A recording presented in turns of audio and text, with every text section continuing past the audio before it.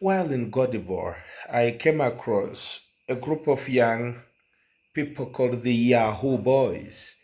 And I'm sure everybody with an email account has ever received junk mail from the so called Yahoo Boys. Yahoo Boys are generally young people who are in mostly three African countries, namely Cote d'Ivoire, Nigeria, and Cameroon. And these young guys prey on mainly loneliness.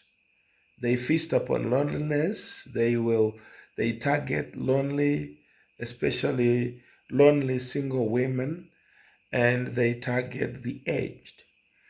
And they have managed to steal money from people who are mostly lonely and maybe um, naive, I could say, or maybe gullible, you know. And when I was there, my bank refused to let me have money through my Visa card. And I tried to get money through Western Union. I sent money through PayPal to two people in the US, to Jenny and Erin. And when they tried to send money through Western Union refused to also remit the money to me in Cote d'Ivoire.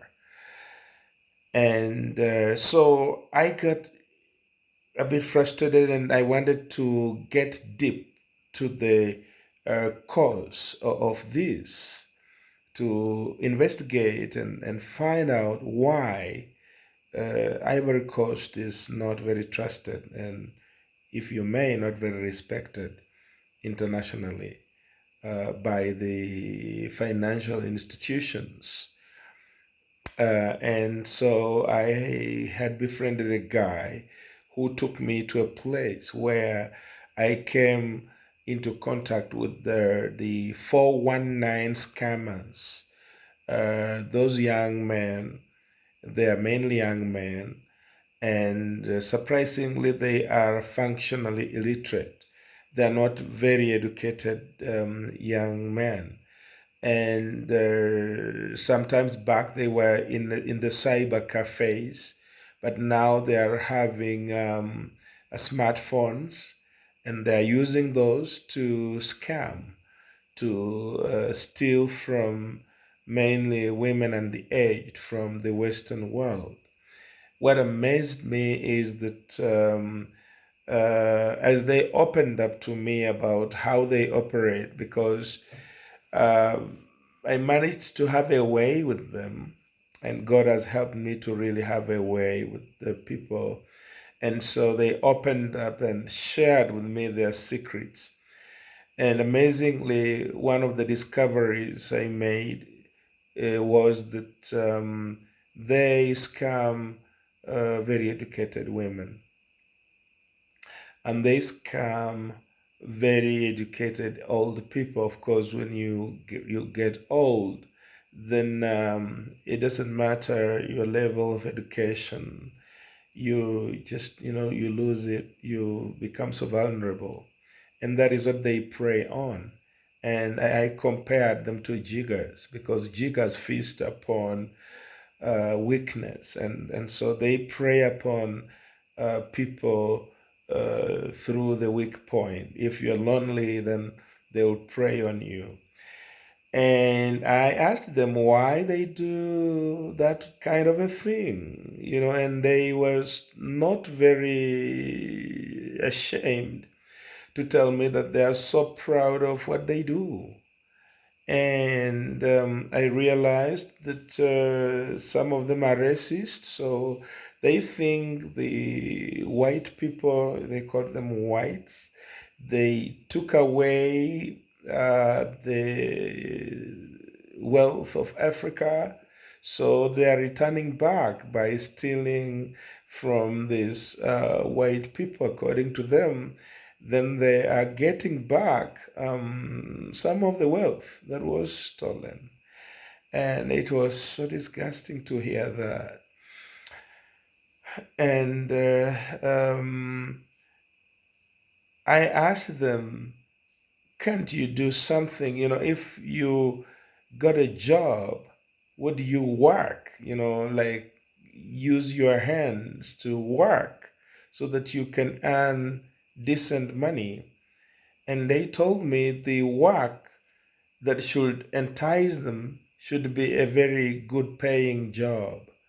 They told me they're not ready to quit their jobs because apparently they earn a lot of money. And I asked one of the guys how much he earned, and he said, no, I cannot tell you the amount of money I make out of this job because I'll be endangering my life. Of course, this young man who didn't look like he was very educated seemed to have money because he dressed so well, and you know he looked like he had money on him. And I was surprised um, to get to hear the stories. I recorded all that. They allowed me to record it on my phone. Unfortunately, it was stolen, and I wanted to share with the world because their behavior has messed up Africa, and it has made it so difficult for us who are working in Africa to be trusted. It has made us be called, be uh, put in the same junk, in the same box with their behavior. And what they do should be condemned. And I'm calling upon the governments of Ivory Coast and Nigeria and Cameroon to crack down on this vice. Technology is making it possible to track them down through forensics. They can be tracked down and they can be stopped. And if these governments can get serious, they will stop this nonsense of scamming people through love. They will come and promise you, if you're a lady, they'll promise you love, and they will act like they are really loving you, and somehow they play with your psychology, and then they will they'll get money from you. Sometimes they'll come with the promises of maybe an investment, so that and they do this to the aged. They promise them that if they remit a certain amount of money, then we have this huge uh, chunk of money that will be, wired to their bank account. And once you give them the money you had to give them, they block you. In fact, one of them told me that when they lie to you, they finally reveal their identity after you have given them the money before they block you. And it is so sad. And I repent to the world um, on their behalf. As an African, um, I think we owe the world an apology for um, the ills we have done, um, stealing from the world,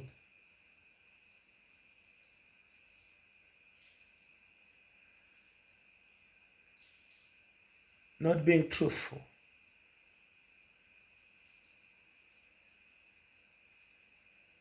not being very willing to work hard enough to earn a decent living. There's no excuse for that. And I want to spend my life trying to correct some of these ills, trying to encourage governments to set up legislations and institute processes that will crack down on this kind of behavior so that we can have responsible people, so that Africa can be respected. The respect that Africa had was lost because of a few people who do things that are so uncomely, so ugly. And Africa needs to rise up by embracing the true Christianity, because Africans are Christians. We have more Christians than any other religion. And I'm talking about sub-Saharan Africa because there is Northern Africa, which is basically just geographically part of Africa, but it's an Arabic world, and I know what I mean. Libya, Egypt, Morocco, all those countries up there. So we have a responsibility as Africans to rise up and correct the mess, because we are pretty much messed up. We are a messed up continent, and I know we can correct some of these things. We can turn the situation around if we work together consistently, one step at a time. I believe that change is coming to Africa.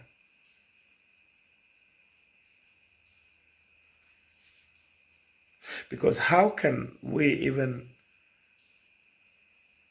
have tourists coming? Like what happened to me when I was in Cote d'Ivoire. I had no money to do anything. And if I was a tourist, if I had toured that country, I would have lost it and I would never go back again as a tourist. So it kills the economy. And so I'll be in the forefront trying to fight for this change. I know, of course, I might not achieve much. I know in my lifetime things might not really change. But I want to dedicate my days, my remaining days, to this fight, because I know it will surely bear fruit. Maybe after I'm gone, long after I am gone, but certainly it won't be all in vain.